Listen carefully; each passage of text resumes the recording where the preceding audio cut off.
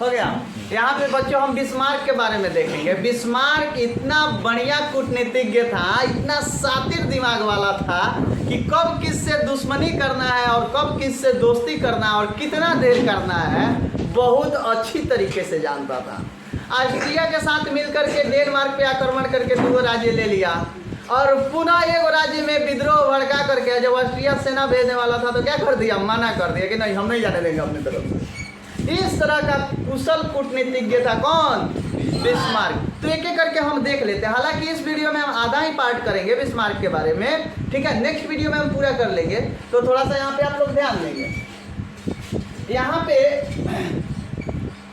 जो बिस्मार्क था वह जर्मनी के हीगेल के विचारों से क्या था, प्रभावित था। जर्मनी के हीगेल के विचारों से क्या था, प्रभावित था। और हीगेल एक जनतंत्रवादी, राष्ट्रवादी और राष्ट्र के प्रति प्रेम वाला भावना रखने वाला व्यक्ति था। कौन, हीगेल। और इसके विचारों से प्रभावित था कौन, बिस्मार्क। देखो जर्मनी में राष्ट्रवादियों की एक संगठन थी, ठीक है, एक सभा थी जिसे हम क्या कहते थे, डाइट, जैसा कि आपको पहले बता दिया गया, ठीक है ना। डाइट में जो है मुख्य भूमिका निभाया किसने, बिस्मार्क ने। और यह कूटनीति में तो मास्टर ही था, इसने पीएचडी कर रखी थी किसमें, कूटनीति में, इसका कोनो जोड़ नहीं था, ठीक है। और वह जर्मनी के जो शासक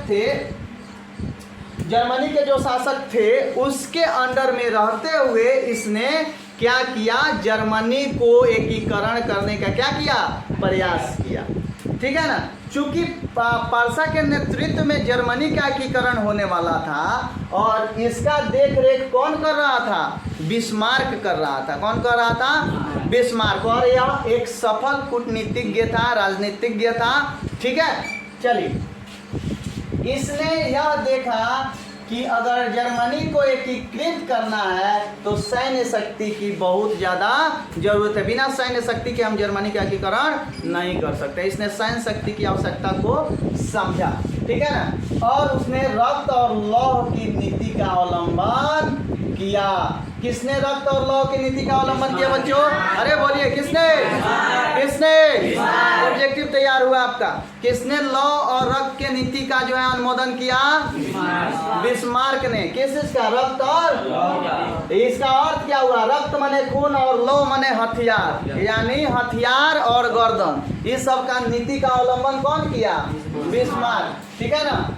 उसने 1830 ईस्वी में ऑस्ट्रिया और पर्सा जो संधि हुई थी उसका विद्रोह करना शुरू कर दिया। अब पूछोगे कि सर क्यों उसने विद्रोह करना शुरू कर दिया, तो उस विद्रोह में उस संधि में यह था कि पूरे जर्मनी का एकीकरण पर्सा के नेतृत्व में नहीं होगा और यह चाहता था कि पूरे जर्मनी का एकीकरण पर्सा के नेतृत्व में हो। और यह संधि में बात था कि उसके नेतृत्व में संधि नहीं होगी। इस कारण इसने संधि का विरोध करना शुरू कर दिया। बच्चों कब, 1830 में। कब, वेरी गुड, चलो 1830 में उसने क्या किया, पर्सा को जो है सुदृढ़ीकरण करने का प्रयास किया, मजबूत बनाने का प्रयास किया बाय फोर्स, सैन्य शक्ति की सहायता से पर्सा को मजबूत करना शुरू कर दिया। अब पर्सा भी ऑस्ट्रिया से किसी मामले में कम नहीं था, पर्सा भी ऑस्ट्रिया से किसी मामले में कम नहीं था, ठीक है। उसने ऑस्ट्रिया के साथ मिलकर के डेनमार्क पर क्या कर दिया, किस किस क्षेत्र के लिए, तो सेल्सविक और होल्स्टीन क्षेत्र के लिए डेनमार्क पर क्या कर दिया बउआ, और डेनमार्क से उसको जीत लिए और आपस में बांट लिए। होल्स्टीन किसको मिला, ऑस्ट्रिया को। सेल्सविक किसको मिला, पर्सा को। और चूंकि इनमें जर्मनों की संख्या ज्यादा थी दोनों राज्यों में, दोनों क्षेत्रों में, तो होल्स्टीन में विद्रोह शुरू हो गया। होल्स्टीन में विद्रोह शुरू, और इसको दबाने के लिए ऑस्ट्रिया को सेना भेजना था और सेना पर्सा से होकर आता, और पर्सा ने इस समय क्या कर दिया, मना कर दिया कि नहीं हम नहीं जाने देंगे, जर्मनों की संख्या ज़्यादा है, हमरे में आके मिलेगा। बात तो बुझा रहा। चलिए यहाँ पे देखिए, उसने बहुत सारे ऐसे काम किए, हम लोग नेक्स्ट वीडियो में भी देखेंगे।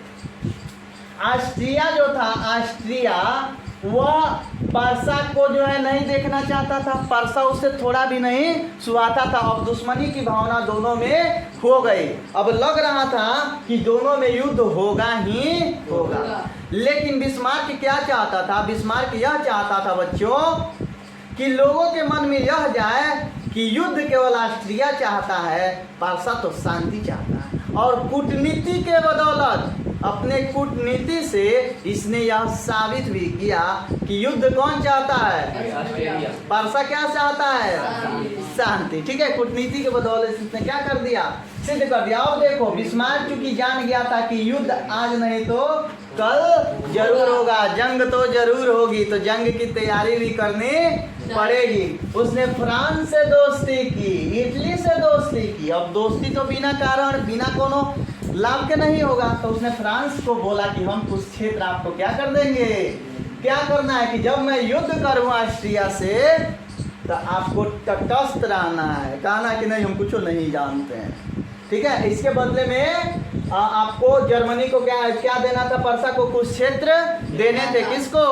फ्रांस को। और यहाँ पे इटली का शासक विक्टर इमैनुअल से भी बिस्मार्क ने क्या किया? संधि की। ठीक है, और इसमें क्या था इस संधि में? तो जैसे युद्ध शुरू होगा, इटली आक्रमण करेगा परसा के कुछ क्षेत्र, भले ऑस्ट्रिया के कुछ क्षेत्र।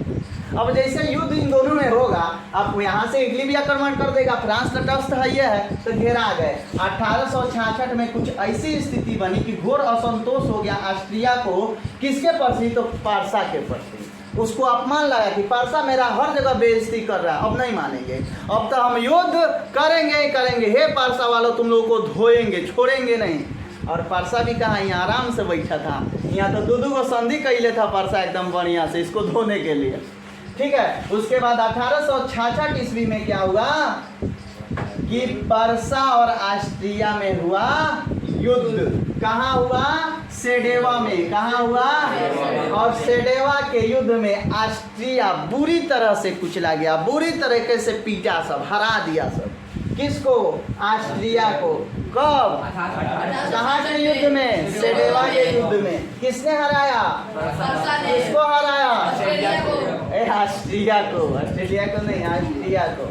ठीक है, और इसके बदौलत ऑस्ट्रिया का जो प्रभाव कुछ जर्मनी के क्षेत्रों पर था वो खत्म हो गया। वो कौन सी हो गया?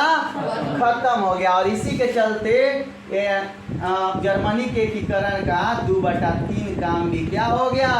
पूरा हो गया। इसके बाद कैसे फ्रांस से वह युद्ध करेगा, फ्रांस को कैसे हराएगा, इसको भी हम लोग आगे वाले वीडियो में देखेंगे। तब तक अपने दोस्त और होस्ट को दीजिए इजाजत। जय हिंद।